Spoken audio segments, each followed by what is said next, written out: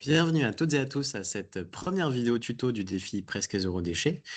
Ces vidéos, ça sera un format, c'est un peu nouveau, c'est un format assez court de vidéos qui dure à peu près 20-30 minutes pour aborder un sujet thématique et approfondir ce sujet. Et ça, donc, ça complète un peu les informations que vous avez dans les newsletters que je vous envoie. Et voilà, donc il y aura, là en l'occurrence, on va parler de la cuisine. Pendant le défi, il y aura plusieurs thèmes abordés à travers des vidéos comme ça. Donc l'idée, c'est d'avoir quelques trucs et astuces, de se référencer à chaque fois aux associations locales qui sont un peu en lien avec ces sujets. Et l'idée, c'est aussi d'approfondir un peu plus que dans les newsletters certaines thématiques. Et on va commencer tout de suite. Pour cette première, on va dire, vidéo tuto du thème de la cuisine, on va commencer par parler des enjeux, le constat, et ensuite par où commencer. Et on va démarrer avec un axe très important qui est les courses. Donc, vous voyez, pour un objectif presque zéro déchet dans la cuisine, il y a pas mal de choses à faire. Il y a pas mal de choses à faire et c'est vraiment, enfin, la réduction des déchets est vraiment, vraiment réalisable. Il y a vraiment un enjeu à travers tout ce qui se passe dans la cuisine, pas qu'au niveau alimentaire, mais surtout voilà, tous les objets du quotidien, d'entretien, etc. Pour aussi aborder, revoir un peu les sources de déchets dans leur ensemble. Donc, je vous avais dit, l'idée, c'est de commencer par une source ou un axe. Donc là, on prend la cuisine, mais vous voyez, on a plusieurs. Donc là, on se concentre vraiment sur la cuisine pour le moment. La cuisine, parce que comme on l'avait abordé aussi, c'est la part la plus importante de notre remplissage de poubelles en termes de volume et de poids, mais surtout en poids, ben ça vient beaucoup de la cuisine. Ça vient beaucoup de la cuisine. Donc là, vous avez un peu avec des informations de l'ADEME et de Citeo qui s'occupent aussi du traitement des déchets, de la moyenne un peu de ce qu'on produit en déchets. Et bon, ça, je vous avais expliqué un peu cette répartition. Donc, je vous remets un peu des informations là. Je vous remettrai aussi d'autres informations. Mais là, c'est aussi dans les magazines, les revues un peu d'associations de consommateurs, etc. On voit que l'alimentation, ça représente aussi quand même l'un des gros postes de dépenses des ménages. Donc là, vous voyez, en l'occurrence, pour une famille, bah, ça peut représenter quand même énormément. Et pour faire le défi presque zéro déchet, l'idée, c'est de comment faire des économies, comment consommer moins, mais tout en gardant un peu quand même son confort de consommation. Juste, voilà, on peut traiter l'anti-gaspi, des trucs et astuces pour moins gaspiller aussi chez soi pour faire des choses. Et puis surtout, je vous expliquerai dans cette vidéo aussi comment faire des bonnes affaires pour faire ses courses. Le lien avec l'idée c'est de vous faire comprendre le lien aussi qu'il y a entre ces trois principes, on va dire. Un autre enjeu aussi, c'est le fait de changer un peu ce qu'on achète, ce qu'on met dans son assiette. L'idée, moi, comme je dis, c'est d'être un consommateur. C'est aussi pour le côté santé aussi. Donc, il y a la santé humaine, notamment. Mais le défi, ça implique, enfin, de participer au défi presque zéro déchet, ça implique aussi une démarche écologique. Donc, de passer par une meilleure façon de consommer, c'est aussi prendre soin de la planète, prendre soin de notre corps, soin des animaux aussi, pareil. Donc, ça dépend de leurs conditions aussi à ces animaux pour ceux qui sont pas végétariens. Donc, il y a pas mal de choses à voir aussi. Donc, ce qu'on met dans notre assiette peut aussi faire pencher la balance sur pas mal de facteurs, notamment dans notre portefeuille, notre santé, mais aussi sur la production de déchets. Et comme je vous l'avais aussi indiqué, il est possible vraiment de mieux consommer en ayant connaissance justement de tout ce système. d'aborder un peu l'achat, la consommation d'un point de vue global. On peut faire mieux en prenant en compte un peu certains points. Après, c'est difficile hein, des fois de cocher toutes les cases. Cocher un produit qui peut être plus équitable, écologique, sans produits nocifs, sans trop d'emballage, etc. Mais on peut faire au mieux, voilà. L'idée, c'est de faire au mieux et de savoir que c'est possible quand même. Alors, je reviens donc aussi sur le principe des 5 R. Euh, pour ce qui est des courses, ben, ça va être très lié à ces 5 R, notamment refuser. Puis ensuite, tout ce qui va être réduire, réutiliser, recycler et finalement rendre à la terre avec le compost. Là, je vous ai dessiné une liste non exhaustive qui représente un peu tout ce qui touche les sources de production de déchets dans la cuisine. Donc voilà, vous pouvez, j'ai pas pensé à tout, ça c'est vraiment moi avec mon prisme, mais il y a sûrement d'autres choses à rajouter. Et vous voyez, il y a beaucoup de choses, il y a beaucoup de pistes et beaucoup de choses par lesquelles commencer. Et comme je vous ai dit, l'idée, d'essayer de commencer par un des des petits maillons de cette branche pour ensuite traiter des plus gros sujets. Là, en l'occurrence, on va traiter que les courses. Donc, les courses, ça va être beaucoup des emballages ou du compost. Ça va être un peu ces deux enjeux. Avec l'enjeu de l'emballage vient le vrac ou la consigne, par exemple. Donc, on peut commencer par du vrac, puis ensuite traiter les sujets plus globaux de l'emballage, etc., etc. Euh, pour le lien avec les 5 R, donc la première étape de refuser, elle vient dès l'étape de faire ses courses. Ensuite, par rapport aux emballages, et c'est plutôt l'étape de réduire, rendre à la terre pour le compost. Et tout ce qui va être vrac et consigne, c'est plutôt réutiliser. Donc déjà, rien que pour la cuisine et les courses, on traite 4 des points, enfin, pardon, oui, il y a même les 5 en fait, avec recycler et la consigne. Donc on traite les 5 sujets, les 5 piliers du presque zéro déchet. Donc, merci pour l'image. J'ai utilisé l'image qu'un participant du défi de l'année dernière m'avait envoyé avec un sac à pain. Donc, en faisant ses courses, il arrivait à remplir quand même l'équivalent de son sac à pain, pas plus. Et, euh, et donc, il portait fièrement ce sac à l'effigie du défi dans les supermarchés. Euh, Par rapport au vrac, donc je ne sais pas si vous le savez, mais le mois de mars, c'est le mois du vrac. Donc vous avez un peu de temps pour anticiper ce mois-là, donc préparer un peu toutes ces questions autour du vrac, et ça peut être intéressant pendant le mois de mars de vraiment voilà, faire le challenge aussi. Le mois de mars, je passe au vrac. Donc vous avez sur Réseau Vrac et Réemploi pas mal d'informations liées à ça. Généralement, le 1er mars, certains commerces vous offrent des cafés ou font des réductions si vous apportez votre propre contenant, votre propre mug, etc.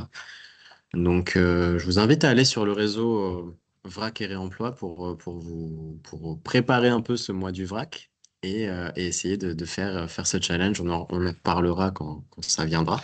Mais je vous en parle déjà tout de suite.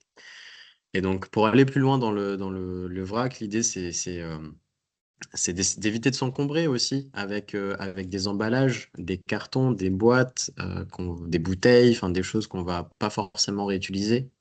Même si on a, voilà, si on a qu'on peut réutiliser, c'est tant mieux, mais on se retrouve quand même avec beaucoup de choses qui nous encombrent et qu'on jette, et qu'on jette, et qu'on jette, et qu'on jette. Donc, ça fait juste le transfert des rayons de supermarché de notre caddie à nos armoires, et ça va très vite dans la poubelle. L'idée un peu, c'est de voilà, mettre en comparaison quand on a des bocaux, quand on fait du vrac et qu'on a voilà, qu'on a des contenants chez soi ou qu'on réutilise un peu tout ça, ben, l'idée on peut au final avoir consommé presque autant. Bon là, il y a une grosse différence entre le caddie très plein et le sac, mais c'est un peu l'idée. L'idée, d'avoir quasiment autant de produits, mais vu qu'on retire tout le côté emballage, Ben, au final, ça fait beaucoup moins de place déjà, beaucoup moins de choses à ramener quand on fait les courses aussi, et beaucoup moins lourd. Donc ça fait c'est plutôt positif aussi sur certaines choses là-dessus. Euh, donc adopter le vrac, c'est de plus en plus accessible dans les supermarchés de grande surface ou des supermarchés spécifiques au vrac que vous pouvez trouver autour de chez vous ou pas loin de chez vous. Donc il y a de plus en plus de choix, que ça soit de l'huile, que ça soit des graines, que ça soit voilà, des céréales. Il y a des fruits, enfin, il y a des fruits secs par exemple. Enfin, il y a plein de choses, plein de choses. Et donc l'idée c'est à terme de remplacer donc dans ces armoires, remplacer tout ce qu'on va jeter après un usage unique par des choses qui durent dans le temps. Donc on s'encombre moins, on réutilise beaucoup plus et puis voilà, même niveau organisation, euh, niveau place que ça prend, c'est mieux quand même. Euh, Maintenant pour le vrac et la consigne aussi, on peut entendre un peu tout et n'importe quoi. Donc je suis allé voir un peu les avis préconçus qu'il y avait le plus et j'ai essayé de faire la pêche aux infos pour vous donner un peu le vrai du faux. Donc, moi, on me dit beaucoup que le vrac est pas assez développé en France, que c'est compliqué de s'y mettre. Alors, c'est vrai, ça dépend des endroits, mais bon, l'Île-de-France, il y a quand même encore pas mal d'endroits pour faire du vrac, et la France. Et du coup, j'ai appris aussi en faisant ces recherches que la France était l'un des premiers pays au monde à avoir un maillage développé de réseaux vrac. Voilà, donc la France est plutôt bien lotie, mais ça ne veut pas dire il y en a partout. Ça veut peut-être aussi surtout dire que dans d'autres pays, c'est encore moins développé que ça. Mais en tout cas, il y a pas mal de choses en France là-dessus. Et alors, est-ce que ça coûte plus cher? Ça, c'est une question très importante. Ben, ça dépend. Enfin, c'est sûr qu'il y a des produits qui vont coûter plus cher à l'achat immédiat, mais comme je vous ai dit, au final, quand on achète quelque chose en vrac, un produit, de l'huile, quelque chose du genre, ben, au final, on n'achète pas la bouteille en plastique ou en verre. On n'achète pas aussi ben, le frais de livraison. Enfin, il y a tout plein de coûts qui sont économisés en, en utilisant du vrac ou de la consigne. Donc voilà, au final, on peut s'en sortir sur le long terme à ce que ça nous coûte un peu moins cher. Après, voilà, comme tout produit, ça dépend de la qualité, ça dépend si c'est du bio ou pas, ça dépend de la spécificité du produit. Et alors, on m'a aussi posé la question, est-ce que ça comporte un risque pour la santé si c'est pas bien emballé, si c'est dans des récipients en vrac qu'on peut se servir. Il faut savoir que dans les supermarchés, il y a un cahier des charges très très strict et d'ailleurs des fois tellement strict que des supermarchés abandonnent leur rayon vrac. C'est trop de contraintes et donc ils y reviennent pas. Mais il y a encore pas mal de supermarchés quand même qui gardent ce rayon vrac. Et le cahier des charges en France, voilà, on a quand même quelque chose qui est très strict. On essaie que ce soit très strict sur la norme d'hygiène. Donc, il y a des supermarchés où c'est pas à vous de vous servir, mais c'est un, un personnel du supermarché de vous servir, par exemple, avec ces notions justement d'hygiène, etc. C'est bien lavé, c'est bien nettoyé. Et donc, je dirais que pour les risques pour la santé, c'est faux. Ça comporte pas de risques pour la santé. Et sur la variété des produits, pareil, il y a de plus en plus de produits maintenant, c'est de plus en plus accessible, donc on peut s'y trouver quand même pas mal. Il n'y a pas tout, il n'y a pas 100% des produits, mais il y a quand même pas mal de produits. Maintenant, par rapport au risque de santé, on m'a beaucoup parlé aussi des mythes. Donc voilà, les mythes alimentaires, c'est pas quelque chose qui donne trop envie. Donc les mythes alimentaires, alors même si Ça comporte pas de risque pour la santé d'en manger par inadvertance. C'est pas un risque pour la santé, mais c'est sûr qu'on n'a pas envie d'avoir ça chez soi. Donc, il y a plusieurs consignes pour éviter d'en avoir. Donc, d'avoir de la consigne du vrac et de ne pas avoir des verres chez soi. C'est d'utiliser le congélateur quand on stocke ou quand on transite entre le supermarché et chez soi. C'est parce que le froid va empêcher le développement des œufs, par exemple, s'il y en a. Et pareil, hein, de manger des œufs, on les voit quasiment pas. Et ça fait rien pour la santé. Euh, L'idée aussi de bien laver ses bocaux, ça permet aussi d'éviter tout ça. Et puis les bocaux hermétiques surtout, des bocaux hermétiques plutôt que des bocaux de récup, de réemploi. C'est bien, mais bocaux hermétiques, c'est mieux par rapport à ces enjeux pour les mythes alimentaires. Et voilà un peu la taille que ça peut représenter. C'est comme une mythe, hein, une mythe classique de textile, mais c'est plutôt une mythe alimentaire. Maintenant, je vais vous passer, enfin, vous expliquer un peu plus ce que c'est qu'une AMAP. On en avait parlé à la réunion de lancement. Pour ceux qui ne savent pas, une AMAP, donc c'est une association pour le maintien d'une agriculture paysanne. L'idée de l'AMAP, c'est une économie circulaire entre les Amapiens, Amapiennes, un fermier, donc un producteur local et des produits, alors bio ou pas bio, mais des produits en tout cas qui va produire et directement donc emmener dans un endroit, comment dire, dans un endroit de récupération par les Amapiens donc de ces produits. Et ça crée une économie circulaire, ça permet de maintenir l'activité aussi financière du producteur, des agriculteurs et agricultrices. Au niveau des prix, ça peut être, c'est pas forcément moins cher, ça peut, mais c'est pas forcément moins cher. En termes de variété aussi, ben, un producteur, ça va pas être que des fruits et légumes, ça peut être des œufs, ça peut être du pain, ça peut être vraiment pas mal de choses. Et en gros, l'idée, c'est ce partenariat entre un groupe de citoyens, entre des producteurs. Ça peut être, voilà, comme je vous ai dit, hein, ça peut être de tout, ça peut être du lait aussi, ça peut être du fromage. Et l'idée, c'est de trouver un intervalle régulier auquel la ferme ben, du producteur va apporter des produits sur le lieu de partage. Euh, et euh, et l'idée, il y a une commande qui est déjà faite, donc il y a une commande fixe et il y a des engagements aussi, il y a des engagements auprès des partenaires, auprès des Amapiens et du paysan. Et l'idée, c'est de fidéliser une clientèle, de s'assurer aussi qu'il y ait une production qui va être vendue. Et ça permet d'anticiper aussi pour le producteur et ça permet d'avoir avec cette une sorte de paiement en avance de leur panier, d'avoir aussi de la trésorerie pour pouvoir plus facilement aussi faire ces activités.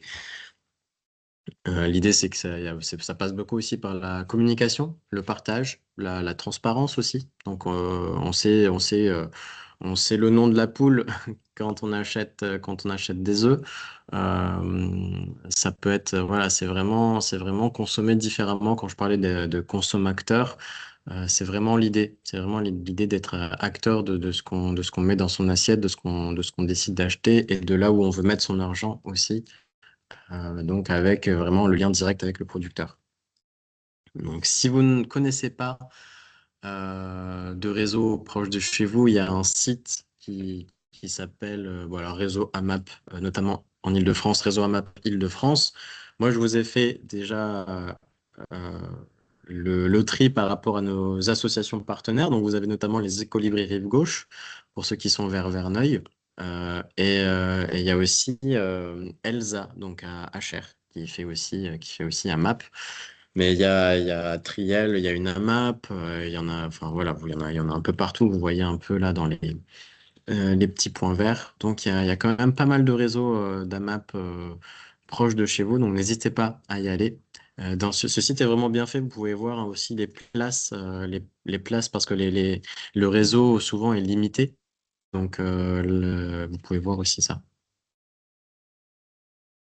Autre chose aussi, donc je parlais de la consigne. Faut savoir que il y a d'autres, il y a pour le coup en Allemagne, la consigne est beaucoup encore utilisée. On peut vraiment acheter un peu tout et n'importe quoi en boisson et c'est dans des contenants en verre et c'est consigné. En France, ça a pris un gros coup d'arrêt avec l'avènement du plastique aussi notamment. Mais il y a des entreprises comme La Tournée qui eux, voilà, continuent à croire en la consigne et fonctionnent avec une sorte aussi pareil de principe d'adhésion et viennent vous livrer chez vous les produits que vous souhaitez dans des consignes. Donc, vous pouvez faire vos achats en ligne et ils viennent vous les livrer. Et pareil, hein, selon les prix, les produits, peut-être des produits qui seront plus chers, mais il y en a, vous pouvez faire un peu d'économie.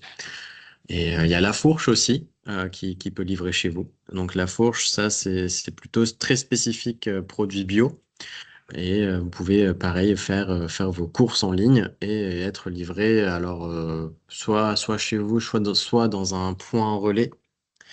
Et vous pouvez comme ça opter plutôt pour des produits biologiques si vous le souhaitez vraiment et avoir quand même un peu de consigne.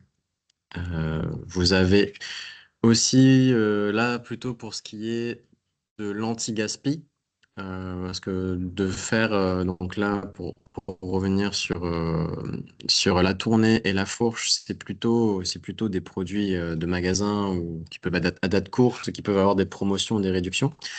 Mais le principe de l'anti-gaspillage, c'est justement pour les produits qui sont hors calibre. Donc, si vous avez une carotte qui fait un sourire ou une pomme de terre voilà, qui fait un peu la tronche, généralement, elles sont pas vendues en supermarché, mais elles sont totalement consommables. Il y a aussi si elles se retrouvent dans les rayons, mais que finalement, que ce soit des fruits et légumes, elles sont un peu abîmées, ou si que ce soit des produits aussi à date courte qui vont être bientôt jetés. Il y a des applications, donc Too Good To Go notamment, qui est de plus en plus connu, mais Phoenix également, ou Sauve ton bio par exemple, qui est un peu moins connu, mais Phoenix et Too Good To Go, c'est des applications qui sont très très bien développées. Et là, vous pouvez avoir des paniers surprises. Donc l'idée, vous pouvez quand même, vous pouvez quand même spécifier que vous cherchez des paniers à sauver donc des paniers à sauver spécifiquement fruits et légumes, ou ça peut être aussi des repas préparés, ça peut être une boulangerie aussi, donc des produits d'une boulangerie, ça peut être de l'épicerie fine. Moi, je sais que je vais souvent dans une champignonnière qui est dans un parking avec, donc il y a une production de champignons et d'endives sous un parking. Et, comment dire? Là, du coup, c'est vraiment des paniers que de champignons. Donc, je sais si je veux que des champignons, il y en a souvent qui sont pas tout vendus. Donc, je peux récupérer des super bons champignons pour pas cher. Et on fait vraiment des économies. On fait vraiment des économies. Souvent, c'est des paniers qui vont vous coûter 4 euros pour les moins chers. Et il y a une équivalence à peu près de 12 à 15 euros de produits dedans. Et ça peut être, vous pouvez aussi avoir des produits, des paniers qui peuvent aller jusqu'à 20, 30 euros, mais à chaque fois pour une valeur équivalente à beaucoup plus normalement. Et ça, c'est vraiment super. Vous pouvez vous organiser, trouver un peu, aller à la fin de services de restaurant et récupérer quand même pas mal de bons produits tout faits. Après, c'est la surprise, vous savez pas forcément ce que vous aurez. Mais si vous êtes, s'il y a des jours où vous voulez vous laisser tenter par les surprises, vous pouvez. S'il y a des jours où vous voulez savoir un peu plus ce que vous aurez, vous pouvez opter pour des paniers spécifiques, voilà, fruits et légumes, régime végétarien, vegan, etc. Et franchement, ça permet aussi de découvrir des nouvelles recettes. Donc moi, je me suis déjà retrouvé à, à récupérer deux bottes de radis, pas savoir quoi en faire. Et j'ai appris à cuisiner les radis au four. Voilà, ça c'est un exemple, mais une fois j'avais récupéré 2 kilos de pommes, ouais, 2 kilos de pommes. J'ai fait des compotes de pommes, j'avais jamais fait ça, et donc ça m'a permis un peu de trouver des nouvelles recettes pour faire avec ce que j'ai récupéré. Et, euh, et donc voilà, ça c'est plutôt intéressant. C'est des chouettes réflexes à avoir aussi, des fois, essayer de voir si vous avez des paniers anti-gaspi proches de chez vous avant de faire vos courses. Bene Bono, c'est aussi une chouette application. Bene Bono, c'est un peu sur le même principe de l'anti-gaspi, mais là, vous pouvez vous choisir. Vous pouvez, donc, vous n'avez pas ce côté panier surprise. Vous pouvez choisir vos courses et vous faites livrer un point relais. Donc là, je dirais, c'est un peu le meilleur de tous les mondes. C'est de l'anti-gaspillage, c'est des bons produits. Euh, vous vous faites livrer à côté de chez vous et vous pouvez choisir ce que vous souhaitez, ce que vous voulez prendre ou pas. Et donc à échelle, enfin depuis qu'ils existent, bah, ils ont sauvé voilà, plus de 5000 tonnes de déchets. Et donc moi je pratique un peu personnellement. J'ai des gens aussi autour de moi qui pratiquent et ils sont très contents. Et ils ont des paniers toutes les semaines, ils font des commandes toutes les semaines et ils sont assez contents. Je passe maintenant à la suite pour des alternatives. Maintenant, alternatives pour les courses alimentaires. Après, il y a d'autres choses sur lesquelles on peut essayer de faire des efforts ou changer un peu la façon de faire pour produire moins de déchets. Moins de déchets ou même, je prends l'exemple d'un caddie rempli de bouteilles d'eau. L'eau, bah, c'est quand même très important d'avoir une bonne eau, d'une eau bien saine. L'eau du robinet, c'est pas forcément ce qui est de meilleur. Que ce soit au niveau calcaire ou polluant, etc. Enfin, on a vu pas mal de choses passer ces derniers temps sur la qualité de l'eau du robinet, mais on a vu aussi, il y a eu aussi pas mal d'éléments assez alarmants sur les bouteilles sur l'eau qu'on peut trouver aussi en bouteille. Donc, euh, comment dire, ceci étant dit, plus le poids que ça peut représenter aussi quand on fait son stock, l'achat de bouteilles d'eau, on peut faire des économies aussi en poids, en argent et faire aussi un plus pour sa santé en maîtrisant aussi ce sujet de l'achat de l'eau. Donc pour ça, il y a plusieurs alternatives. Je vais vous expliquer un peu tout. Donc moi, personnellement, j'ai cette méthode de filtre par gravité. C'est un système, il y a plusieurs marques qui font ça.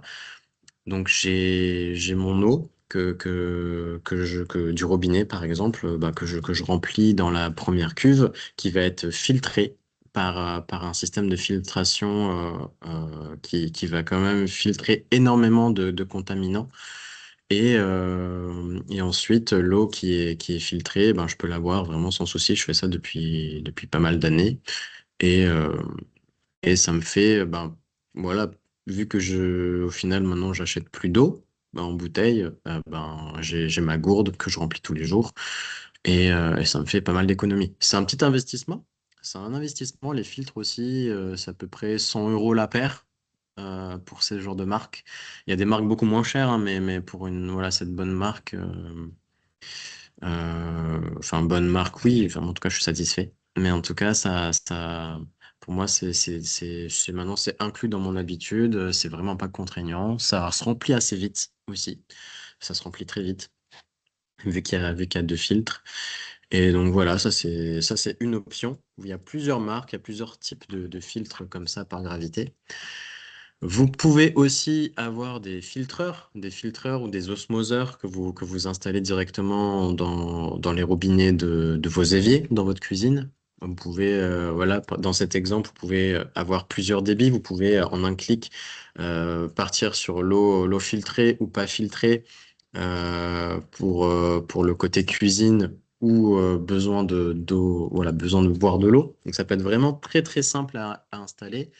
Et il y a pas besoin d'installer deux robinets, il y a pas besoin de faire de la plomberie, il faut juste installer un adaptateur comme ça.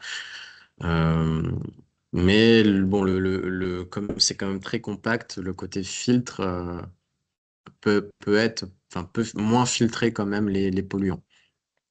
Pour vraiment avoir voilà, plus de gages de qualité sur ce qui est filtré, c'est d'installer ben, des osmoseurs et des filtres à eau raccordés à votre circuit directement. Donc voilà un peu à quoi ça peut représenter. Donc là, vous avez plusieurs filtres qui peuvent être accordés et ça marche très bien aussi. Je connais des gens qui ont ça et c'est pas du tout contraignant. Il faut juste changer un peu les filtres, pareil. Euh, Ça, c'est normal. Et voilà, donc vous avez euh, de la bonne eau potable. Donc ça, évidemment, ça va de soi avec des contenants, donc avec des gourdes. Vous avez soit les gourdes isothermes ou non. Donc une gourde inox, ça va être ce qui va être le plus durable, le plus léger, moins cher. Après, il y a les gourdes inox isothermes, où là, c'est un peu plus cher, mais c'est tout aussi durable. Vous pouvez garder de l'eau au chaud ou au froid pendant pas mal d'heures. Et sinon, vous pouvez aussi avoir des gourdes en verre sous housse pour éviter que ça casse. Moi, j'ai déjà testé le verre, enfin la gourde en verre. Même avec la housse, voilà, ben, si ça tombe de plusieurs mètres, ça casse quand même.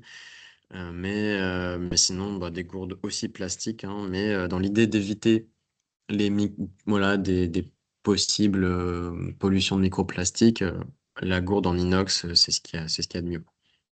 Après, pour voir un peu ce qu'on boit, ça aussi ça peut être important. Le verre, c'est quand même, ça peut se faire. Après, voilà, c'est quelque chose qui se fait bien. Mis sous housse, en final, ça peut être bien protégé. J'ai eu un petit souci technique pour la fin de la vidéo, mais de toute façon, j'avais terminé. Donc, je m'en arrêtais là. Je voulais juste donc résumer sur ce qu'on peut faire en termes de courses. Il y a quand même pas mal de possibles. Il y a pas mal de choix qui s'offrent à vous pour réduire les déchets, pour tester des nouvelles choses, pour voir un peu ce qui peut être adapté vraiment pour vous. Et si c'est pas possible, eh ben, essayez de voir d'autres choses. Et si c'est vraiment contraignant, vous avez déjà fait tout ce qui est en votre pouvoir en termes de cuisine, enfin de course, pardon, ben, dans la cuisine, vous pourrez attendre la prochaine vidéo tuto qui sera plutôt orientée. Ben, c'est quoi la suite une fois qu'on fait les courses? C'est de la préparation et le conditionnement. Donc cuisiner aussi les fruits et légumes, etc. Donc ça sera pour la prochaine vidéo. Et en attendant, ben, merci de votre écoute, merci de votre attention et je vous dis à bientôt.